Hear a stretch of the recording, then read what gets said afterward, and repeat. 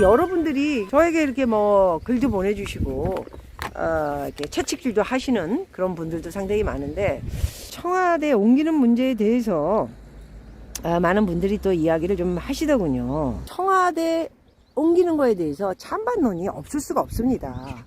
모든 게 뭐 대통령도 그렇고 연예인도 그렇고 정치인도 사업가도 좋다는 사람이 있지만 또 싫다는 사람도 있지 않습니까? 그렇기 때문에 반반 찬론으로 우리가 봤을 적에 어디다가 내가 찬성을 하고 있느냐 아니면 어디다가 반대를 하고 있느냐 뭐 이런 거에 대한 어떤 여러분들이 평가를 하시면서 박민은 청와대 옮기는 거를 찬성을 하고 있구나. 아니 내가 찬성을 하든 반대를 하든 우리 윤석열 당선자께서 안 옮길 거 아니잖아요. 네? 그리고 옮긴다면 뭐 어차피 뭐 결정이 나지 않았습니까? 그래서 옮긴다면은 여러 사람들의 의견 중에 입장료를 받으면 또 그게 돈이 또 모아져서 또 보탬이 될 수도 있다. 이런 굿 아이디어도 있고, 저 같은 경우에는 이제 청와대가 나오게 되면은 어쩌면 역사에 또 다른 좋은 것으로 비춰질 수도 있다. 뭐 이런 말을 한마디도 하지 말라면 뭐하러 유튜브를 합니까? 그리고 반대로 계산을 해서 여러분들이 걱정하시는 거는 나라가 지금 엉망진창이죠. 안 그렇습니까? 자, 그 나라 문제를 보면은 지금 금융위기에 대해서 오늘 쓴 거에 대한 것은 문재인이 여러분들 알다시피 좀 빼딱하게 나오면서 자기 있는 동안 얼마나 많은 빚을 얻어서 우리에게 빚더미에 앉혀놓은 이 돈 문제를 어떻게 할 것이냐. 그리고 자영업자니 기업하는 사람이 중소기업이니 뭐 여러 이 사람들에게 또 이자와 원금을 유예해 주면서 또 유예해주고 또 유예해주고 해서 9월 올 9월에 이제 무슨 일이 벌어질지 모를 그런 일들이 닥친다면 그것이 금융위기로 왔을 때 그 돈은 누가 갚아야 됩니까? 우리나라인 국민의 돈으로 다 갚아야 IMF 때 겪어보지 않았습니까? 그렇기 때문에 또 걱정을 하시는 분들에 대해서 제가 또 이렇게 이야기를 오늘은 조금 드리고자, 막말로 청와대로 옮기면 제가 뭐 돈이 생기니까 명예가 생기니까 또 청와대가 아니고 뭐 국방부나 무슨 용산 국방부나 광화문으로 옮긴다 하면 제가 무슨 그 옮기는 걸로 해서 저한테 이득이 되는 것이 있는 것도 아닌데 저는 솔직하게 그 말씀을 드릴 수밖에 없는 겁니다. 그래서 그저께는 뭐 이미 결정이 났잖아요. 본인이 뭐 윤석열 당선자가 끝까지 이거는 옮기겠다 그렇게 얘기를 하시니까 결정한 거에 대해서 좋게 우리가 풀어나가야지, 우리마저 그걸 저버리고 그냥 쌍욕을 하고 난리를 치면 저 좌파들이 지금 빼딱하게 지금 문재인이 하고 있는 저 모습을 보십시오. 응? 사실상은 여러분 기억이 나십니까? 이명박 전 대통령 때 감옥 가 있죠. 청계천에 그렇게 아름답게 할 적에도 빼딱하게 걸리면서 난리를 쳤던 것들이 좌파들이에요. 그렇기 때문에 그런 것들을 생각해 볼 적에 지금 결과적인 것은 이명박 때 그 청계천 문제, 그리고 우리가 지금 잘 그 정거장 같은 거 이렇게 버스 정류장 있지 않습니까? 그런 것도 선진국에서 홍콩 뭐 영국 뭐 미국 이런 데 가면 탁탁 돼 있는 그런 모습을 딱 만들어 놓고 선진국처럼 만들어 놓는데 굉장히 큰 시장 때, 서울시장 때 일을 많이 한 사람이 이명박 전 대통령이기도 했습니다. 그때 얼마나 삐딱하게 쌍욕을 하고 막 그랬습니까? 그랬지만 결과적인 건 여러분들 편안하고 잘 사는 우리나라 대한민국 이러면서 지금 잘 살고 있지 않습니까? 그렇기 때문에 우리는 좀 중심을 잡아야 된다 이렇게 생각을 하고 있습니다. 그래서 청와대 문제로 좀 뭐 나무래시는 분들이 계셨는데 청와대를 옮기면 돈도 많이 들지만 무슨 그렇게 급하게 할 게 있냐. 그래서 나는 급하게 할 게 뭐 있냐. 어저께 방송 나가지 않았습니까? 제목 넣어가지고 조금 뭔가 이렇게 스텝 바이 스텝 이렇게 가면 사람들이 이해를 하는 데 시간을 좀 갖고 그분들이 뭐 그렇구나 충분히 설득하고 이해할 수 있도록 이야기를 한다면 결과적인 것은 윤석열 당선자가 나는 어차피 청와대는 안 들어간다 이렇게 얘기를 했기 때문에 만들어지게 되면 돈도 뭐 500억 든다 하다가 1000억, 1000억이 2000억, 2000억이 3000억 뭐 이렇게 들게 될 수도 있을 거라고 저는 생각합니다. 그래서 그 이해의 폭을 좀 잘 가지고 조금 시간을 갖자 이런 말씀을 드렸던 거고요. 어차피 청와대를 나오겠다고 하는데 극구 반대파들은 역시나 저는 좌파와 이 좌파의 의견을 모아서 지금 대한민국의 40%들이 이걸 꼬투리로 밀고 들어와서 이명박 대통령 되자마자 광우병이다 이래가지고 거짓말로 그냥 민노총하고 정교조가 나와서 난리를 치고 그러면서 기선제압을 하면서 사실 정치를 제대로 못했죠. 그렇지 않습니까? 그리고 오늘 박근혜 전 대통령이 나오셨어요. 보셨죠, 여러분? 너무 가슴이 뭉클했습니다. 오늘. 그리고 의상과 검소한 그 모습, 머리, 그리고 환하게 웃는 그 모습이 많이 아프셨던, 뭐 감옥에서 5년을 가깝게 있었으니 힘드셨겠죠. 그래서 그래도 어찌됐든 이렇게 나오셔서 환하게 웃음을 줘서 대한민국이 이제 좀 평화롭게 됐으면 좋겠다 이런 생각을 가졌죠. 이것들이 있는 동안에 이 두 파로 갈려가지고 맨날 그 짓만 했잖아요. 지들 밥 먹고 사는데 오른팔 왼팔 그 밑에 따까리들이 지금 뭐 몇십억에서 몇백억씩 부자가 돼 있어요. 예, 그래서 얘네들이 지금 윤석열 당선자가 대통령으로 올라가도 힘을 가지고 있어요. 힘 아시죠? 돈, 명예의 힘 이런 것들로 아마 굉장히 많이 흔들지 않을까 이런 생각을 가지고 있는 거죠.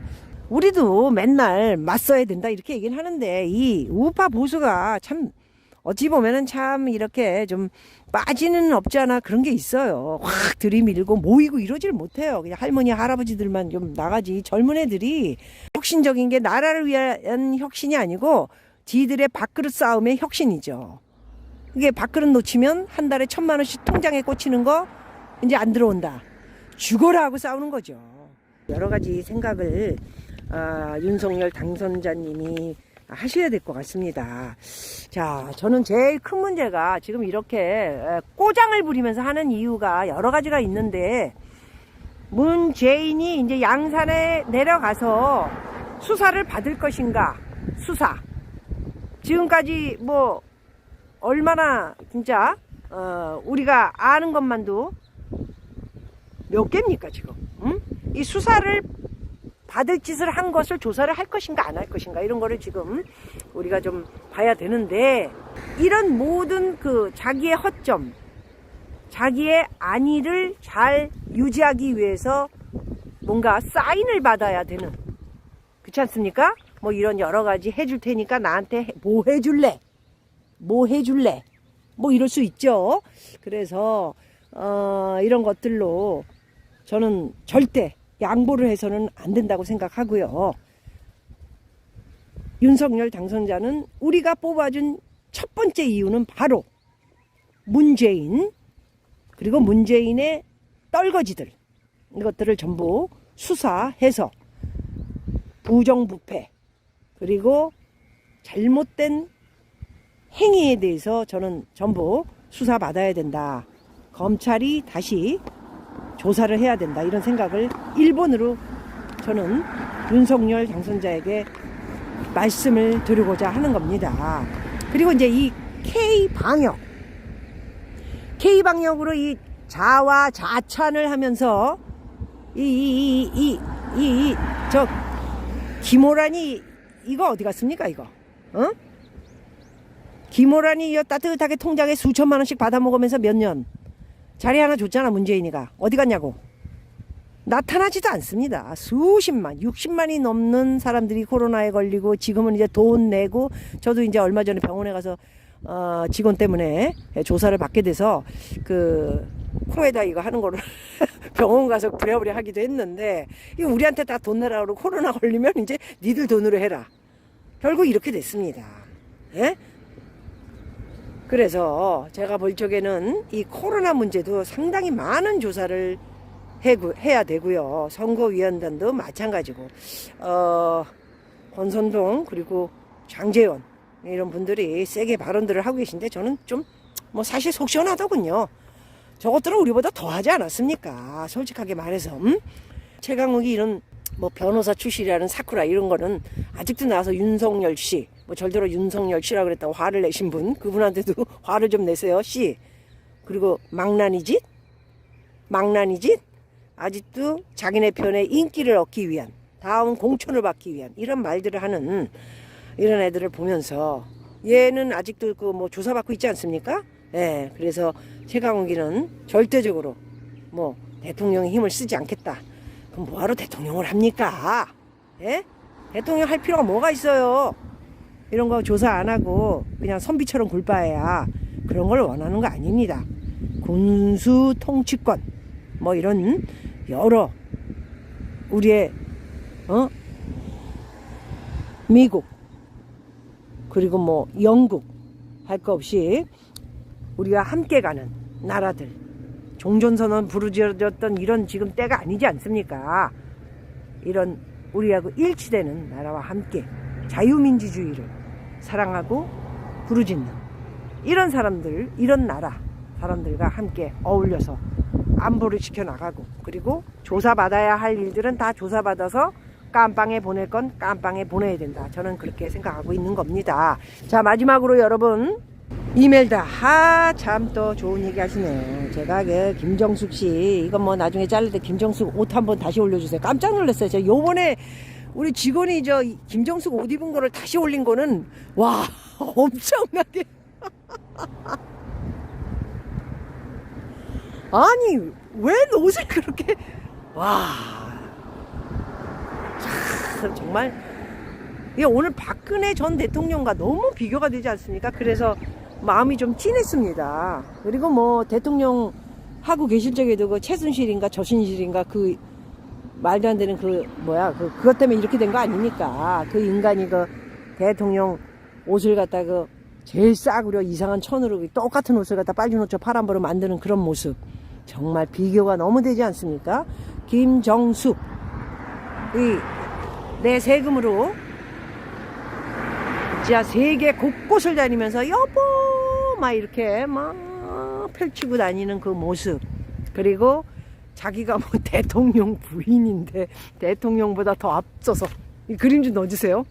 그리고 걸어서 비행기 트랙에서 내려가지고 얘들아 가자 하는 모습, 이거 정말 잊을 수 없는 그런 모습들을 우리에게 정말 괘씸하게 생각하는 그런 일들을 남기고 떠나는 이 김정숙, 참 대단했다. 박근혜 전 대통령과는 완전히 비교가 되는 대한민국의 어떤 허상을 김정숙을 보며 알 수가 있었다. 이렇게 말씀을 드릴 수 있습니다. 정말 고가와서 정말 힘들었습니다. 제가 정말 옷이 세상에 그 옷하고 구두하고 신발하고 그거 다 어떡할 건가. 그거 딸하고 안 맞잖아. 딸은 보니까 뭐 요가했다 그러면서 엄청 말랐더만.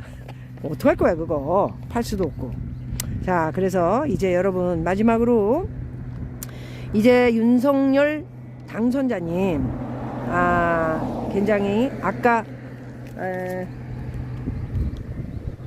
제가 초반에 말씀드렸던 것처럼요, 좀 신중을 기울여서 뭐 하고 계시겠지만, 이제 청와대는 들어가기 싫어하고 여러분들 다 결정을 하고 저렇게 했으니 우리가 좀 지켜봐야 될 것 같고요. 제일 중요한 거는 이런 여러 가지 청와대 이전 문제를 꼬투리로 이렇게 벌써 스타트부터 잡혔기 때문에 제가 생각할 때 이 좌파 얘네들은 이 조직적인 쇼맨십이 강한 애들입니다.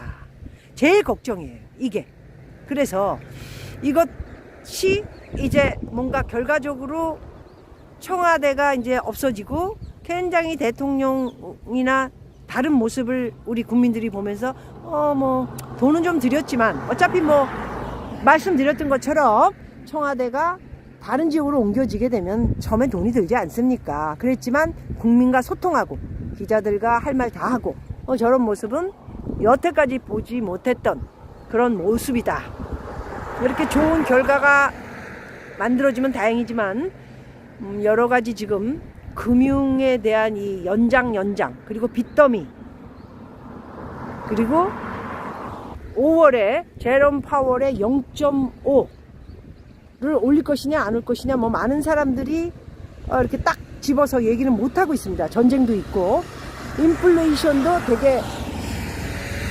인플레이션도 되게 뭐 지금 미국을 비롯해 한국, 영국도 어마어마하게 지금 높은 인플레이션 때문에 당황을 하고 있는 모습이지만 전쟁 때문에 그래도 금리를 여기까지 너무 높이 올리면 정말 심각해지기 때문에 이건 못할 것이다. 그런데 저는 5월에는 0.5의 금리를 연준에서 올릴 것이다에 저는 표를 던지고 있습니다.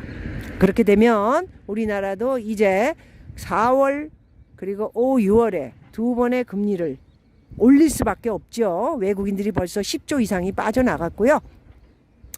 달러는 이제 1250원 선에서 왔다 갔다 할 거라 이미 말씀을 드렸고, 그래서 여러 번에 걸쳐 기회가 올 것이다. 지금은 부동산 때문에 많은 분들이 이메일을 보내주셨어요. 어떻게 해야 되나 지금. 근데 지금은 부동산이 보합에서 이제 외곽 쪽으로 빠지는, 또 특히 세종 이런 데는 좀 많이 떨어졌죠.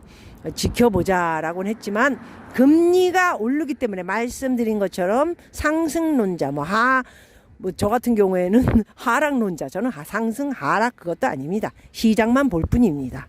그렇기 때문에 부동산은 이메일도 지금 와 계셔서 제가 집에 들어가서 이제 좀 많이 들여다보고 두 분 거를 또 말씀드릴 거고요. 좀 기다리세요.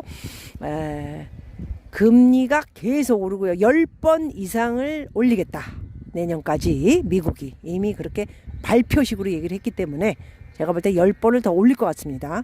너무 인플레이션이 심합니다. 미국이 그러면서 경기는 침체되지 않은 그런 모습을 보이고 있기 때문에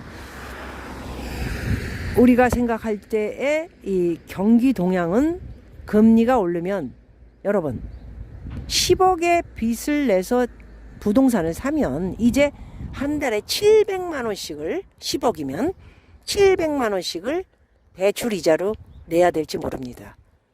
가능하시겠습니까, 여러분? 그리고 40억, 30억, 40억 뭐 저는 이미 다 팔았지만 그런 집들도 여러분 세금이 윤석열, 과연 제가 생각했던 대로입니다. 윤석열 당선자가 대통령으로 오셔도 오늘 어제 이렇게 살짝 발표한 내용으로 봐서는 2020년 원래 냈던 세금은 그대로 냅니다. 그리고 이제 1년 후에 더 많이 내야 될지 안 내야 될지 그것도 그때 가서 결정을 하겠다. 함부로 얘기를 못하죠. 부동산 세세로 복지 운행하고 있습니다. 이런 것들이 세금을 왕창 내리게 되면 복지 운행이라든가 여러 돈을 집어넣는데 써야 하는데 못 쓰기 때문에 함부로 할 수 없을 겁니다. 저는 그렇게 생각합니다. 비싼 집들을 가지고 계신 분들 세금 많이 내시고요. 두 채 가지고 계신 분들은 한 1억 이상씩 세금 그대로 내셔야 되고요. 내년에 이제 올해는 이제 뭐 대통령이 됐기 때문에 이제 반갑다.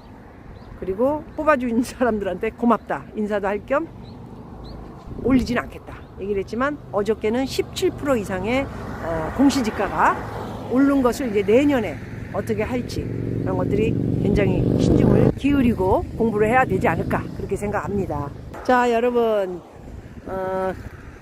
저희 그 유튜브에 이렇게 들어오셔서 보시는 분들은 굉장히 공부도 많이 돼 있으시고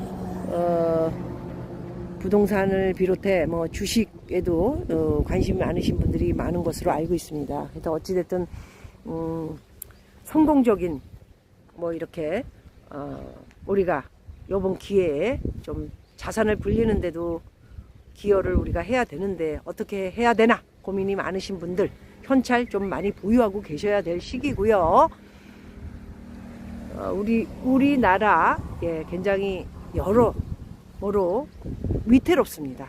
네, 문재인이 그렇게 만들어 놓고 쳐버리고 덩지고 떠납니다. 이거를 윤석열 당선자가 잘 운행하셔야 되기 때문에 이게 어쩌면 금융위기에 대한 이런 어떤 불안감을 놓쳐서는 안 된다라고 말씀을 드릴 수 있을 것 같고요. 이 빚더미, 자영업자 빚더미, 그리고 다중 채무자들 빚더미는 제가 볼 때 안 갚고 수백조 됩니다. 수백조. 갚지 않고 우리한테 떠넘겨졌을 때 이런 일들에 대해서 굉장히 신중하게 생각을 하고요. 그리고 또 하나는 마지막으로 청와대를 문제로 이렇게 이전을 한다는 꼬투리로 인해 좌파가 혼란스럽게 우리나라를 또 이어서 갈 가능성이 있기 때문에 그런 것들도 신중을 기울여서 미리부터 이제는 우리도 대비를 해야 된다는 것이죠. 또 한 번 광우병처럼 기선제압, 또 한 번 10원 한 푼 안 먹은 전 박근혜 대통령처럼 탄핵으로 아웃되는 저런 모습을 우리 또 봐야 됩니까? 우리는 한꺼번에 뭉쳐서 민노총 수백만 명 가족까지 전노총 얘들처럼 못합니다.